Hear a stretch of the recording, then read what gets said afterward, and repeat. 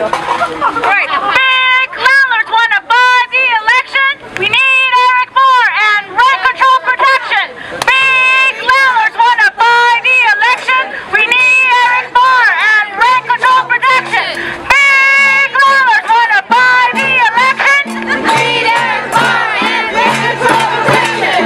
Big landlords want to buy the election. We need Eric Moore and rent control protection. And just to let you know what the price of this city is to Eric Moore's campaign, at least 2 to 1. And all that money is coming from people like the Alliance on Jobs. It's coming directly from the SF Realtors Association. It's coming from the banks. It's coming from the real estate investors. And these are the people who want to have the city. They want it for the people that they can pay the price. What do we think about that? Louder! Louder so they can hear it in their home. That's right.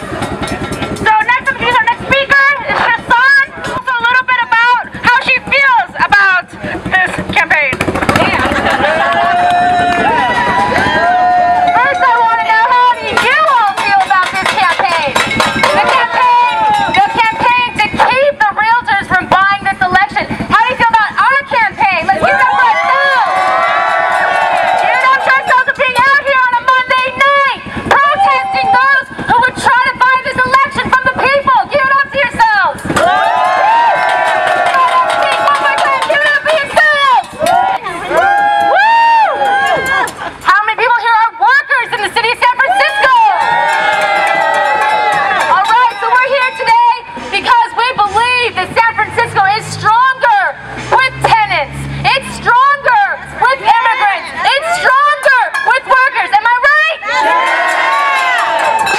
My parents believe in voting. They believe in voting a lot more than I believe in voting even. But they believe in voting because they know it's a right that was fought for, right? That gives them a voice in this country. And right now across this country, the right to this vote is being challenged. Across this country, they're passing laws to keep people like us from voting in elections, to keep people of color from voting in elections, to keep low-income people from voting in elections. Right now, there are battles being fought to make sure the voice of working people is never heard in the political process, whether we're talking about elections, whether we're talking about lobbying, whether we're talking about control of the media. There is a battle over women's rights, over workers' rights, over immigrant rights. And in San Francisco, we must hold the line. We must hold the line in this battle. We know that we are facing tough times. We know that people in this country and across the world are suffering from economic hardship, from environmental degradation, from wars, many of them waged and initiated by the government that we pay taxes to. We have a responsibility here in San Francisco and in this country to fight back. And in this election, in this country, 1 year ago, just about 1 year ago, there was a groundswell of a popular movement that rose up. You guys remember that? Yeah! Right? Occupy Wall Street rose up. It's still here.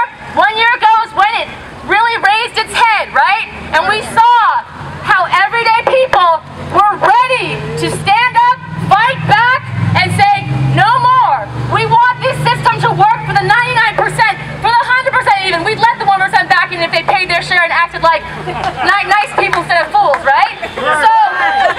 So we know that this movement is still out there, and we know we have a responsibility to keep fighting. And in District 1, we know there is only one candidate who is standing up for the 99%. Who is that? Eric Moore! Who is that? Eric Moore! Who is that? Eric Moore! So, we're here today to fight against the 1% trying to buy this election, trying to buy the Richmond District, trying to buy D1, and to get a vote, an easy vote for realtors, developers, and the 1% at City Hall. But we're here also because there's only one candidate who's fought for small businesses who are struggling to in the Richmond district. Who is that?